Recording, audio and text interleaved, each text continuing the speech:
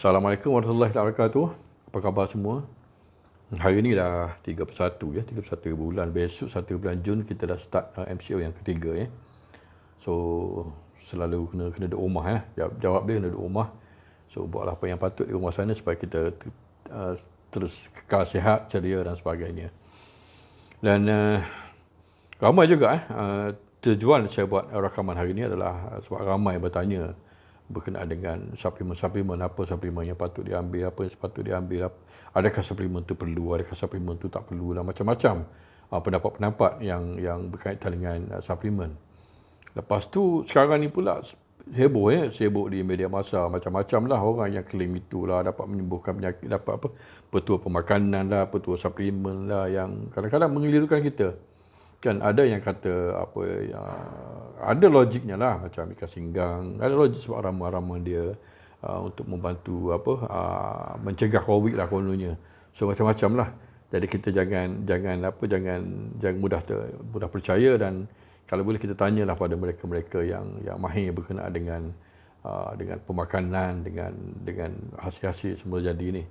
Apakah petua-petua yang baik untuk kita menjaga dan juga untuk menguatkan imuniti, untuk menguatkan daya ketahanan badan kita untuk mengelak jangkitan COVID ni.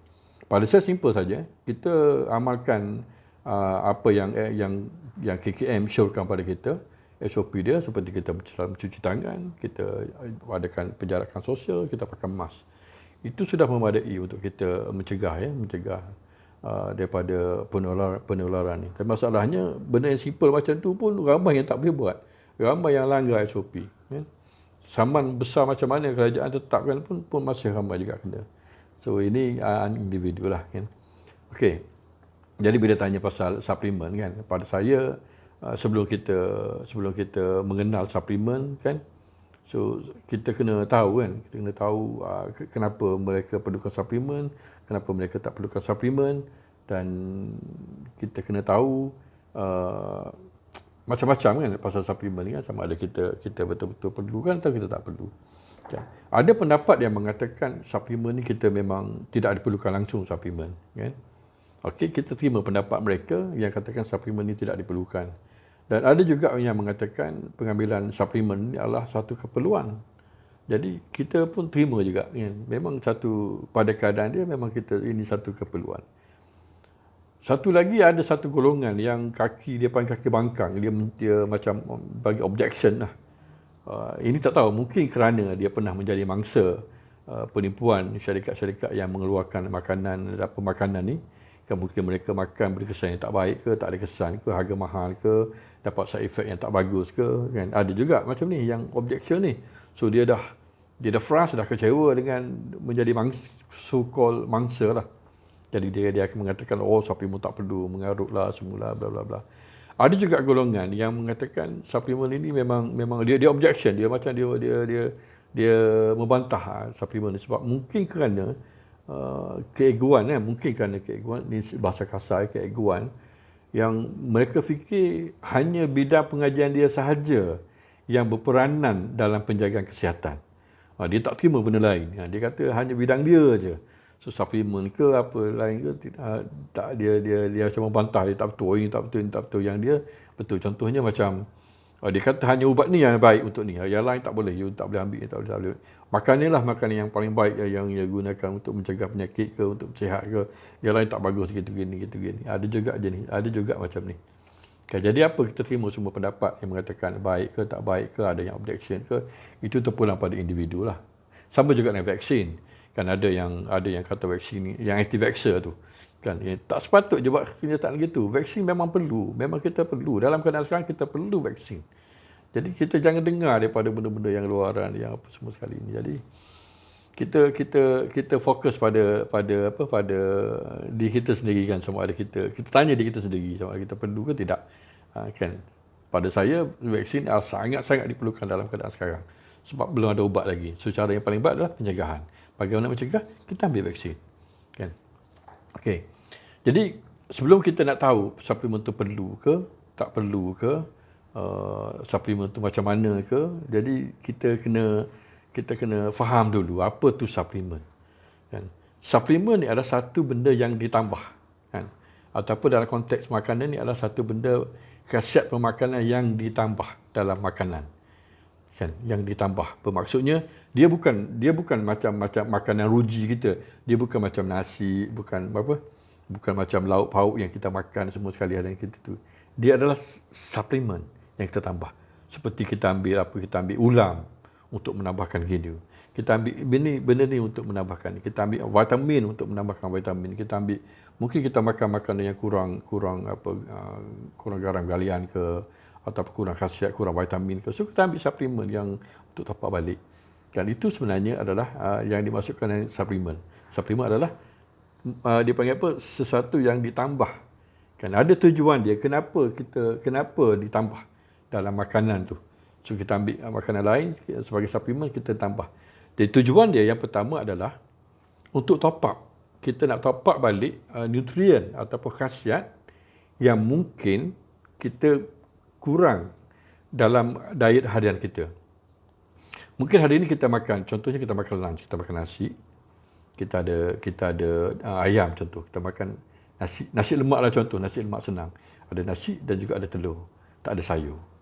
Jadi dalam ini mungkin kita kekurangan khasiat-khasiat yang ada dalam sayur, seperti garam mineral, seperti vitamin, seperti bahan-bahan yang bersifat antioksidan, kita kurang. Jadi untuk top up balik, jadi kita tambahlah suplemen untuk kita lengkapkan khasiat kita tu dalam hidangan makanan kita tu. Itu sebenarnya suplemen yang kita top up yang berkurangan dalam diet harian. Ini maksudnya suplemen. Okey. Dan satu lagi, ada juga mereka mengambil suplemen untuk mencegah penyakit ataupun untuk mengurangkan risiko kesihatan atau mengurangkan risiko penyakit. Jadi sebagai contohnya, macam keadaan sekarang, dalam keadaan musim COVID ni. So kita nak ambil suplemen untuk menguatkan daya ketahanan badan kita supaya in case bila kita terjangkit, badan kita boleh membantu untuk fight virus ni. Kan, sebab tu kita tengok ada orang yang bila positif COVID, ada orang yang ada simptom, ada yang tak ada simptom. So yang tak ada simptom ni disebabkan oleh ketahanan dia tinggi, ketahanan dia kuat, organ dia kuat macam orang muda kan. Organ dia kuat dapat menampung efek kesan daripada infection daripada COVID ni. Dan mungkin mereka yang lebih veteran, yang mereka yang ada masalah penyakit, so mereka tak dapat nak fight sebab tu mereka positif dan mereka ada simptom. Ada gejala COVID kan, macam sesak nafas dan sebagainya. So bermaksud suplemen ini adalah kita gunakan untuk membantu mencegah dan mengurangkan risiko, iaitu menguatkan sistem imuniti kita. So kita mengambil makanan seperti ulam, makanan yang ada antioksidan, kita ambil buah-buah yang mengandungi banyak bahan antioksidan, banyak vitamin C ke, banyak garam-garam mineral yang baik untuk meningkatkan imuniti pada badan kita. Okey. Kemudian ada juga suplemen yang kita gunakan untuk membantu dalam proses rawatan penyakit. Contohnya kita ada masalah penyakit kencing manis lah sebagai contoh. Kita mengambil ubat daripada hospital, mengambil ubat daripada doktor.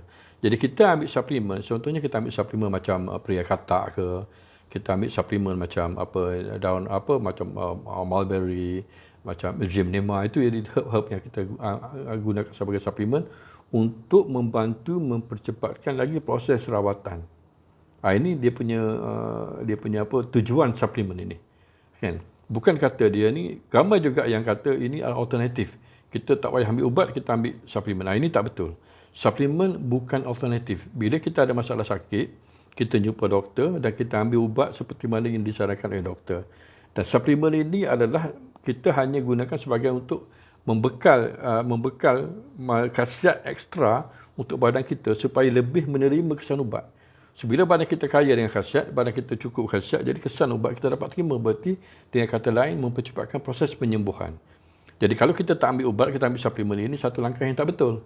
Memang tak betul sebab suplemen bukan alternatif. Kan? Tak ada istilah alternatif dalam suplemen. Suplemen adalah tambahan, bukan pilihan ataupun bukan sebagai gantian ataupun alternatif. Itu bukan. Bila bagi mereka yang ada masalah sakit. Okey. Itu kena faham suplemen tu. Dan kita kena tengok kan macam kita perlu ke tak perlu suplemen ni. kita tengok data yang dikeluarkan oleh Kementerian Kesihatan Malaysia. Kita baca report, kita baca paper, kita baca majalah, kita baca macam akhbar mana-mana yang kita tengok banyak sangat kita panggil ialah data-data pesakit kencing manis berapa berjuta, penyakit darah tinggi berjuta, mana orang Malaysia ni boleh katakan banyaklah sakit. Lepas tu kita tengok kan bilangan hospital bertambah, bilangan klinik bertambah, bilangan doktor-doktor bertambah, kelengkapan equipment perubatan pun bertambah, segalanya bertambah. Tapi masalahnya pesakit tidak juga berkurangan. So bermaksudnya pesakit juga bertambah. Jadi ini menunjukkan kita perlunya suplemen untuk kita menyihatkan badan kita supaya tak sakit, ataupun kita boleh mencegah masalah sakit ni. Jadi ini adalah kepentingan suplemen, bermaksud boleh katakan ramai orang kita sakit, ramai orang Malaysia sakit kan. Disebabkan oleh banyak faktor kan, banyak faktor kenapa mereka sakit. Jadi ini adalah perlunya suplemen kan, perlunya supaya kita dapat menjaga kesihatan, kita dapat mencegah, dapat mengelak penyakit tu. Okey. Jadi kita nak tahu kan mengapa ini kita akan baru tahu mengapa kita punya suplemen. Kenapa kita kena mengambil suplemen setiap hari sebagai tambahan untuk melekatkan diet kita. Kan? Okey. Kita tengok sebab kenapa sebab. Ini saya suka juga nak kongsi kenapa perlunya makanan. Jadi realitinya bila kita tengok makanan yang kita makan setiap hari. Kan kita makan setiap hari boleh dikatakan lebih daripada 90% makanan yang kita makan setiap hari, tak kira sama ada kita breakfast ke, kita lunch ke, kita dinner ke, kan, boleh katakan 90% daripada ni adalah telah melalui kerja tangan, iaitu proses potong dia, cincang, bersih, cuci, kita masak, kita rebus, kita goreng dan sebagainya. Dan ini akan berlakunya penghapusan khasiat, iaitu banyak khasiat-khasiat tu dah hilang. Kan masa cincang, contohnya sayur, kita cincang, kita potong dia, kita rendam, kita cuci dia. So banyak macam vitamin larut air semua akan melarut dalam air. Kemudian air itu pun kita akan, bila kita cuci, kita tapis dia, kita buang ke sink tu ke longkang. Kan? Itik ataupun itik kat longkang tu yang dapat khasiat daripada sayur yang kita cincang, kita bersih tu. Sebab air itu ada banyak khasiat-khasiat yang jatuh bersama. Jadi situ dah hilang dah sikit dia punya khasiat dia. Dia panggil dah seolah-olah macam dah merugilah dia punya khasiat. Kemudian kita rebus lagi, kita masak, kita goreng semua. Dan ini of course akan mengurangkan banyak khasiat. Jadi boleh katakan ini kita kata 90% daripada makanan yang kita makan ini telah mengalami penghapusan khasiat disebabkan oleh proses kerja tangan tadi. Pembersihan, bercincang, memasak, bla bla bla bla bla, mengukus dan sebagainya. Okey. So itu sebab bila khasiat tu kurang, kita mesti top up dia. Kita mesti top up. Kita mesti lengkapkan khasiat kita yang hilang tu tadi. So dengan apa? Of course dengan makanan, dengan suplemen, dengan bekalan makanan tambahan. Iaitu kita panggil suplemen lah, food supplement, untuk top up balik apa yang kurang. Kan? So itu yang pertama, kan? Kenapa kita alasan kenapa kita perlukan suplemen atau pemakanan tambahan disebabkan oleh itu tadi. Oleh penghapusan khasiat disebabkan oleh proses kerja tangan untuk kita memasak, merebus, menggoreng dan sebagainya. Kemudian kita makan makanan yang kita dapat, kita beli di pasar raya, contohnya kita beli ikan, kita beli sayur ke, kita beli semua makanan semua yang kita nak masak ni, kan, semuanya boleh dikatakan kebanyakannya yang kurang segar, yang kurang segar. Contohnya kita makan macam daging import, kita makan ikan yang dah diawet, yang dah lama daripada keluar diangkat daripada laut sana, nelayan sampai ke pemborong, sampai ke chain rangkaian semua sekali nak sampai ke kita tu, nak sampai ke supermarket ke hypermarket tu dah berapa lama dah lalu proses. Jadi kita makan makanan yang tak segar. Begitu juga dengan sumber-sumber makanan lain, buah-buahan dan sebagainya. Jadi banyak enzim, nutrien yang musnah akibat daripada yang sukol yang tidak segar, daripada sumber makanan yang tidak segar. Jadi di sini kita perlukan tambah suplemen untuk top up balik yang tak segar ni tadi. Kita mesti top up kan, untuk kita dapatkan balik khasiat yang terhapus akibat daripada proses, akibat daripada pengawetan, take time lah, maknanya banyak macam buah-buahan contohnya kan, bila kita letak lama, makin lama banyak enzim-enzim aktif dah rosak, dah benda semua sekali. Jadi kita kena top up ni kan, apa yang kita kurang. Kemudian kita tengok makanan moden hari ni kan, makanan kita makan makanan moden, makanan yang terproses, makanan dalam tin, makanan dalam dalam kotak ke, makanan dalam plastik ke, makanan macam-macam lah kan, mesti ada bahan pengawet, mesti ada bahan pewarna, mesti ada bahan color, mesti ada bahan penstabil, mesti ada macam-macam bahan, iaitu bahan kimia, aditif atau bahan yang penambah yang digunakan dalam proses pembuatan makanan yang terproses ni, makanan yang dah sedia.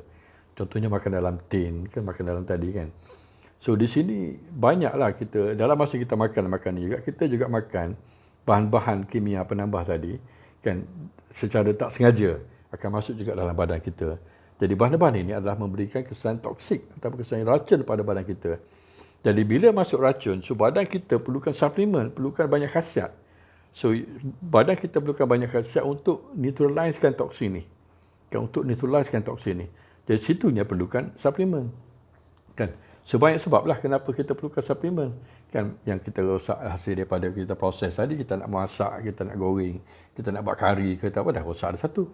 Kemudian sudah kita dapat sumber, kita beli makanan di pasar raya ke, ataupun kita beli di outlet mana-mana ke, makanan yang tidak segar. Kan, macam dagang import ke, makanan frozen ke, makanan yang lama yang tersimpan, yang banyak khasiat dah hilang. Kemudian makanan yang diproses, makanan yang macam canned food, macam makanan yang dalam kotak, dalam tin dan sebagainya, yang ada bahan kimia di situ. So badan kita perlukan banyak tambahan yang untuk neutralize bahan-bahan yang chemical yang ada dalam food. Lepas tu pula kita tengok contohnya kita beli sayur yang kita nampak segar ya, sebab sayur ni dia tak boleh tahan lama, dia layu nampak sangat dah. Jadi kita nampak dia segar dia ni semua sekali. Jadi kita tahu bagaimana kita nak melihat sayur itu segar dan bagaimana penanaman sayur itu sendiri.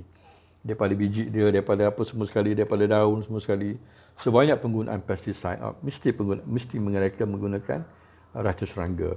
Dan kalau tak guna racun serangga, jadi rosaklah tanaman tu. Jadi mereka gunakan racun serangga. Dan mereka gunakan contohnya baja kimia kan, untuk menyuburkan lagi. Begitu juga dengan hasil macam itu sayur sama juga dengan kita makan ayam kan, yang diinjek dengan hormon, yang dirawat dengan antibiotik ke kan. So benda ni semuanya chemical-chemical, racun-racun ni akan masuk ke dalam makanan kita tu kan, dalam makanan segar kita contohnya kan, so-called makanan segar lah, macam ayam ke, macam sayur ke, macam buah ke kan. Jadi benda ni bila kita makan, jadi racun-racun ni tadi akan masuk bersama dalam makanan dan kita akan makan. Jadi badan kita perlukan khasiat, badan kita perlukan nutrien yang lebih untuk neutralisekan kesan-kesan ni tadi. Dari sini yang kita katakan suplemen tu sangat perlu kan, untuk neutralisekan racun-racun yang kita makan secara tak sengaja dalam makanan yang telah diproses tadi. Dan makanan-makanan yang telah dirawat kan, dan juga daripada sumber-sumber yang contohnya sumber yang macam yang telah dibagi treatment dengan racun serangga lah, dengan apa semua sekali. Okey. Dan budaya pemakanan kita pula satu hal kan, budaya pemakanan orang kita sekarang jadi kegilaan. Kita tengok bersepah-sepah makanan segera, tumbuh macam cendawan, restoran-restoran makanan segera. Jadi kita panggil fast food lah, fast food yang menyediakan makanan segera ni kan, fast food. So makanan ini dia tidak berkhasiat dan dia banyak lemak, lepas tu dia banyak garam kan, dan juga ada bahan-bahan kimia yang banyak perasa, dia nak bagi rasa sedap semua sekali, dan banyak lemak tepu dan sebagainya. So bahan-bahan ini dan bila dah tak ada khasiat, ditambah lagi dengan garam tinggi, dengan lemak yang tinggi. So ini akan bagi mudarat pada badan kita kan. Jadi bila dah bagi mudarat, kita mesti nak overcome dengan benda ni, dengan so badan kita mesti nak melawan benda ni. So jadi kita perlukan suplemen, dah lah dikurang khasiat. Kan kita rasa kenyang tapi tak ada khasiat. Dia ada bahan kimia pula, ada garam tinggi pula, ada lemak tepu yang tinggi pula. Jadi ini menyebabkan kita perlunya suplemen kan. So ini adalah alasan-alasan mengapa saya kata mengapa suplemen tu perlu kan. Jadi sebab memang perlu suplemen, sebab bila kita makan, bila budaya pemakanan kita, ini panggil apa, style pemakanan kita ni, gaya ataupun corak makanan kita yang tak baik ni, dia memaksa kita untuk menambah ataupun mengambil suplemen daripada luar untuk top up, untuk neutraliskan keracunan yang ada pada badan kita. Kemudian faktor usia, faktor usia juga memainkan peranan penting, sebab faktor usia ni dia adalah bila berusia, kan, so metabolisme tu dia jadi perlahan, kan. Jadi apa yang kita makan tu penyerapan dia pun menjadi slow, kan.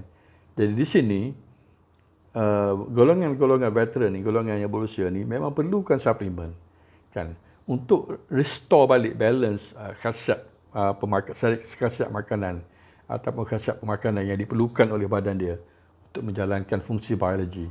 So, jadi suplemen ni sangat perlu, kan. Dengan faktor usia, memang suplemen ni sangat perlu, kan. Kita restore balik balance khasiat dan juga apa dalam tubuh kita supaya penyerapan bagus, supaya metabolisme dipertingkatkan, kan. Dan juga penyerapan garam, penyerapan kalsium dan sebagainya adalah baik bila kita mengambil suplemen ini. Dan lagi faktor dia kita panggil apa? Cara ataupun tabiat makan kita. Kita tengok cara kita makan. Kadang-kadang kita suap, kita makan yang sepatutnya kita kena kunyah perlahan, kita steady, kita tenang, kan, kita makan dalam keadaan relax, santai semua. Tapi kita tengok ramai orang bila kita dah dalam keadaan sibuk, kita mengejar masa, kita makan kunyah pun telan gitu je. Jadi cara makan yang tidak elok ini juga boleh menyebabkan dia panggil apa, penyerapan ataupun penghadaman yang tak kurang baik. Jadi kita bila penghadaman yang kurang baik, jadi penyerapan apa semua kurang baik, jadi kita perlukan suplemen, kan, suplemen untuk dia balik.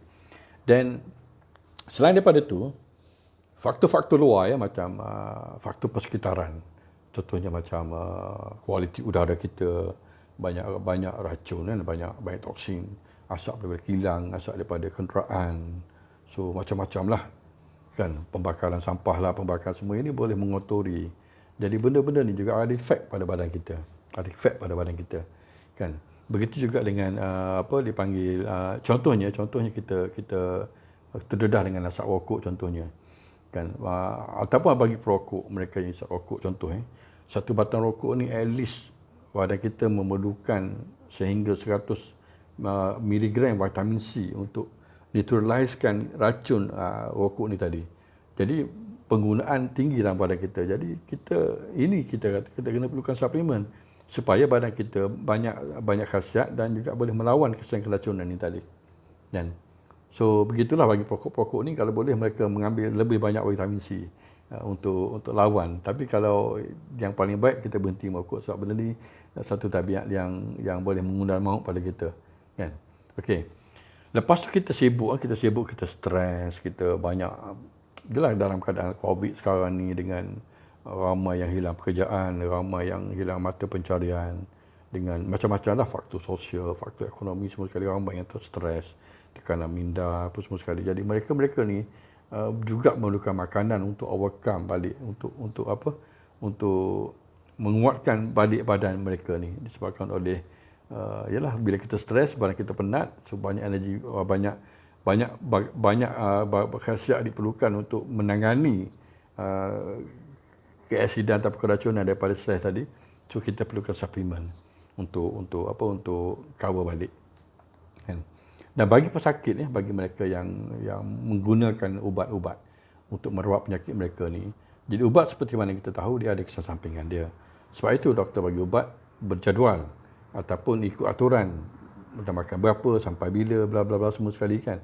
Jadi ubat ni memang ada kesan sampingan. Jadi badan kita memerlukan banyak khasiat untuk cuci, untuk get rid of all the toxin ataupun kesan daripada ubat yang kita makan tadi.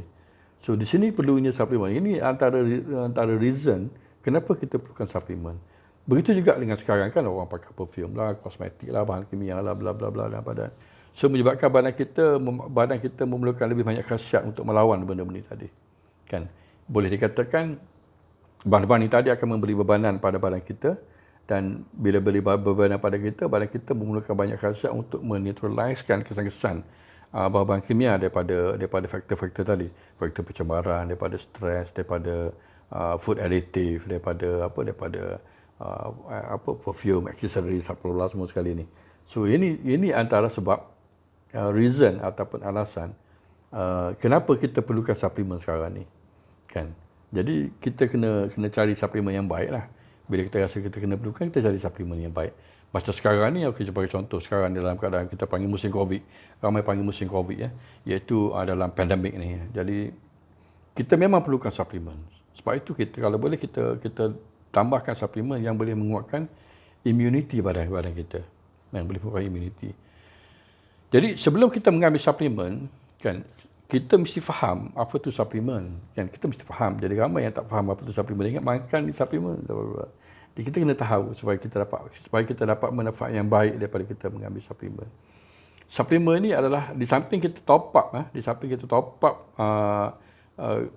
dipanggil khasiat ataupun suplemen, akibat daripada kurang terhapus dalam makanan, akibat daripada kesan keracunan dalam makanan, akibat daripada makanan yang tercemar dengan bahan kimia, akibat daripada kita makan makanan yang tidak berkhasiat. So kita kena top up tadi. Itu situ dia panggil fungsi ataupun reason kenapa kita perlukan suplemen. Dan ada juga suplemen yang kita gunakan ini untuk menguatkan immunity. Tadi kita nak top up khasiat yang hilang, dan kita nak top up kita top up supaya badan kita banyak ada khasiat untuk melawan kesan keracunan. Dan sekarang ni kita ambil suplemen, kita cari suplemen untuk menguatkan immunity dalam perjalanan. Sebab itu kita ambil macam green tea lah, kita ambil vitamin C lah, kita ambil benda-benda atau makanan-makanan yang berciri, yang berantioksidan lah, untuk menguatkan immunity kita, kan. So itu dia panggil fungsi, ataupun kita panggil benda makanan ataupun suplemen tu untuk apa. Tadi untuk top up, yang kedua ni untuk menguatkan immunity. Kemudian suplemen ni juga untuk kita kena tahu kenapa untuk mengangkut khasiat-khasiat ataupun nutrien dalam yang beredar dalam darah kita ni, dia boleh mengangkut ke sel-sel. Jadi penggunaan yang lebih baik, maknanya badan kita akan berfungsi dengan lebih baik.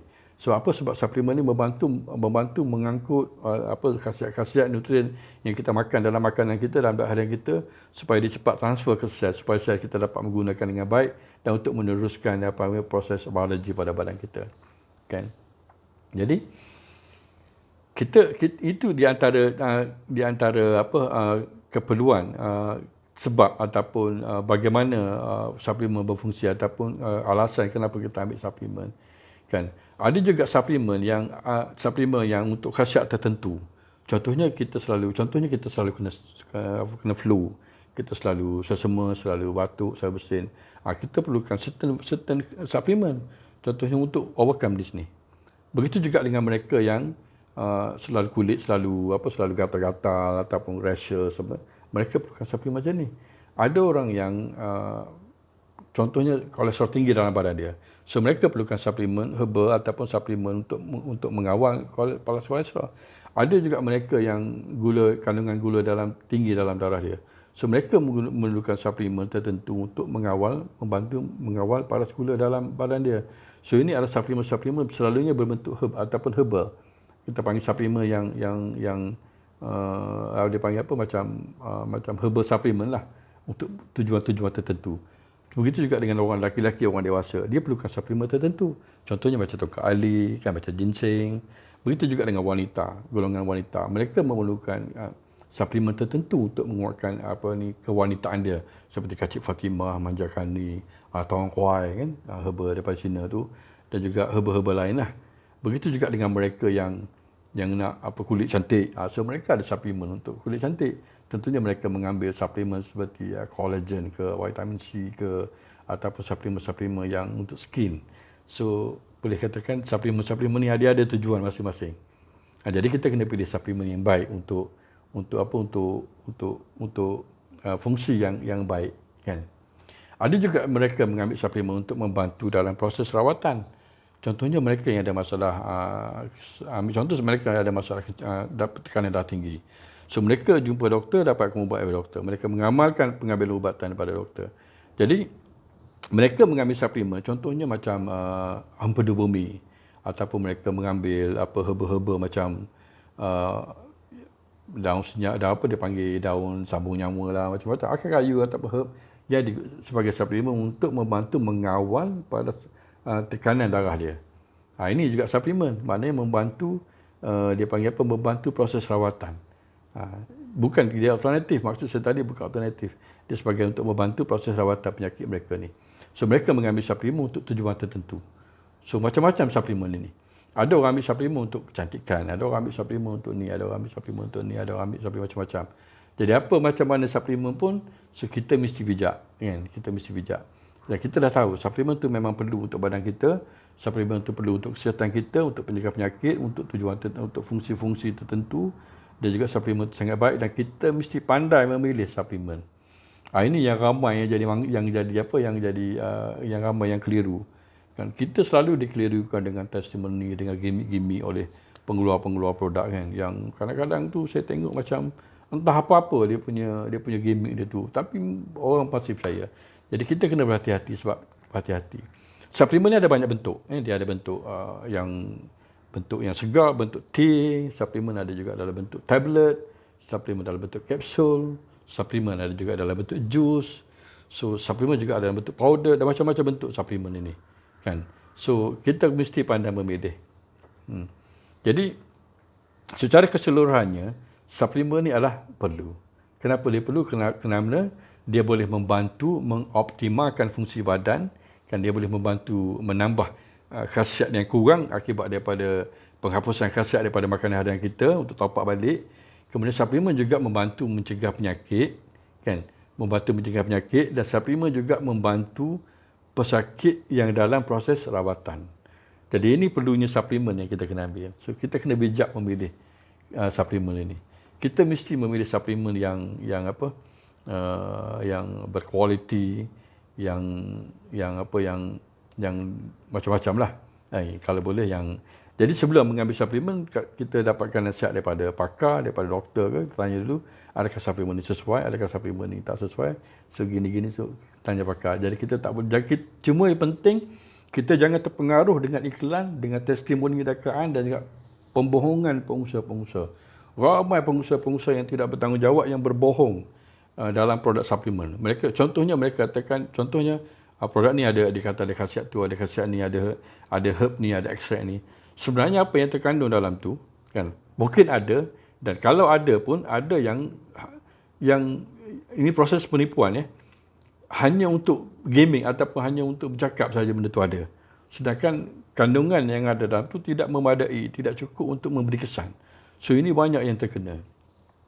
Jadi kalau boleh pada pengusaha-pengusaha ni, kita jangan berbohong dalam produk kita. Kan? Kita jangan berbohong, kita buat produk yang betul-betul baik. Kan? Ada juga jenis founder yang kita panggil head hunting founder. Maknanya dia tahu jual kakao dah kaya. Bila kaya dia buat benda lain. Dia tak kisah kualiti ke benda ke apa semua sekali. Kan bila produk dia kena contohnya kena rampas ke ataupun kena tindakan undang-undang oleh pihak kementerian, dia tukar brand, tukar jenama. So banyak ni banyak. Dan pengusaha-pengusaha macam ni lah yang banyak merosakkan industri pemakanan dekat negara kita. Kan, oleh pengusaha-pengusaha yang tidak bertanggungjawab. Jadi orang dia jadi give up. Kan, macam golongan yang membangkang tadi. Sebut saya suplemen dia bangkang, sebut saya suplemen dia bangkang. Sebab mereka dah frust. Kenapa dah frust? Sebab terbeli produk-produk macam ni. Dia tengok paper, tengok iklan, tengok di media sosial, bagus testimoni macam-macam. Jadi sebagai panduan, kalau kita nak mengambil suplemen, pertama kita tengok iklan dia macam mana. Kan, ada suplemen yang tak ada iklan, tapi dia jalan. Sebab pengguna tahu dari segi kualiti dia. So, produk dia yang bercakap. Ada produk yang kena terpaksa letak iklan gila-gila. Kan, letak iklan yang banyak-banyak supaya orang jadi tengok bentuk iklan tu macam mana. Kalau jenis yang menjadikan kesan seawal 3 hari je, kesan seawal 1 hari je. So, suplemen ni pada saya tak berapa sesuai. Mana ada suplemen bagi kesan sampai 1 hari 2 hari. Orang tu dah penyakit, dah lama kan, tiba-tiba kata makan ni, gula dalam darah dapat turun secara mendadak gini. Setahu saya yang bagi kesan cepat ni ubatnya. Kalau suplemen tak ada. Tak mungkin suplemen tu ada benda terlarang. Kita tak tahu. Kan? Bila tanya pengusaha, semua pengusaha kata, oh bagus, tip-top, bla bla bla. Tapi hakikatnya lain. So, produk-produk macam ni lah yang mengganggu ataupun yang apa mencemari industri produk pemakanan ataupun food supplement ini. Yang mana yang baik, produk yang bagus, yang ni pun orang akan ambil pukul rata je. Orang ambil secara average. Ini pun tak bagus, yang itu tak bagus. Ini bagi golongan yang, terutama sekali golongan yang objection tadi. Semua tak bagus, semua tak bagus. Sebab ini dia pengusaha. Jadi tak heranlah kalau ramai kata, ini produk sampah, kualiti sampah. Jadi kita jangan, bagi pengusaha-pengusaha macam ni, you all jangan keras hati. Sebab memang sepatutnya kita tahu apa formula dalam tu. Apa ramuan, berapa banyak dosage yang diperlukan untuk memberi kesan. Berapa banyak kena ambil, berapa lama kena ambil. Kita kena tahu. Kan? Jadi bila nampak pada iklan-iklan, saya nampak pada iklan-iklan ni, macam pengusaha tidak tahu apa benda sebenarnya dalam tu. Cuma dia kata, mau makan ini, ambil darah, test darah, okey, bacaan dia macam ni. Makan seminit, 2 minit, 10 minit, tengok darah dia, gula dalam darah turun. Ini pada saya, benda ni tak logik. Kan? Jadi kena berhati-hatilah pada pengguna, supaya kita tidak tertipu dengan kualiti ataupun dengan makanan macam ni. Kan? So kebanyakan pengusaha-pengusaha macam ni selalunya yang mereka yang tahu keuntungan. Lepas tu bila dah untung, bergaya mewah kan, tunjuk sana sini, aku mewah, kaya, kereta besar, rumah besar, beli barang mahal. So pada saya ini tidak berapa inilah kan. Kita tahu kan produk yang kita buat tu macam mana, meletupnya sales disebabkan oleh gimmick kita lebih-lebih. Lepas tu bila dah kaya, dah bermewah, kita dah tunjuk ke sana sini. So sebab tu saya kata ini kaya daripada duit tuan-puan. Okay? Ini bermewah, bergaya, tunjuk sana, tunjuk sini. Ini adalah duit daripada tuan-tuan dan puan-puan. Okay? Jadi berhati-hatilah dalam memilih suplemen.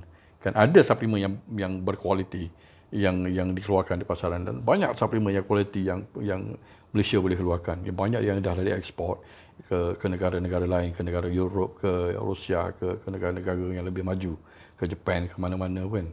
So banyak produk kita, jadi banyak yang berkualiti. Jadi kalau boleh, untuk sebelum kita mengambil suplemen, kita pastikan kita pilih yang berkualiti. Kan? Senang aja. Kalau kita nak tahu produk tu bagus tak bagus, kita tengok cara iklan dia pun, cara testimoni dia pun kita dah tahu dah.